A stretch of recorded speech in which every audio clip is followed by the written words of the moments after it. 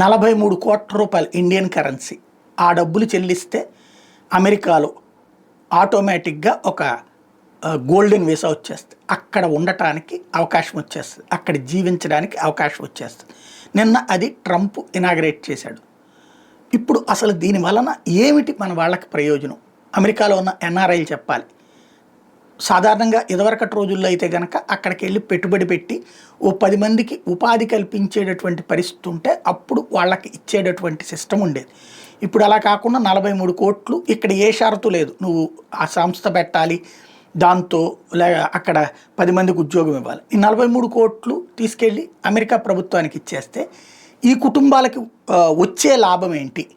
ఉండటానికి ఓకే, అక్కడ ఈ 43 కోట్లకి ఇల్లు ఏమన్నా ఫ్రీగా ఇస్తుందా, లేదా నెలకింత అని చెప్పేసి డబ్బులేమన్నా అమెరికా ఇస్తుందా, లేదంటే కనుక ఈ 43 కోట్లతో అక్కడికి వచ్చేసి ఇక ఆ పైన వ్యాపారాలకి మళ్ళీ డబ్బులు పెట్టుకోవాలా? క్లారిటీ లేదు. ఎందుకంటే ఒక్కొక్కళ్ళు ఒక్కొక్క రకంగా చెప్తున్నారు. అమెరికాలో ఉన్న ఎన్ఆర్ఐలకైతే ఈ వ్యవహారాలన్నీ బాగా తెలుసు కాబట్టి అసలు ఈ 43 కోట్లు పెట్టి అక్కడికి రావడం వల్ల వచ్చే ప్రయోజనం ఏంటి?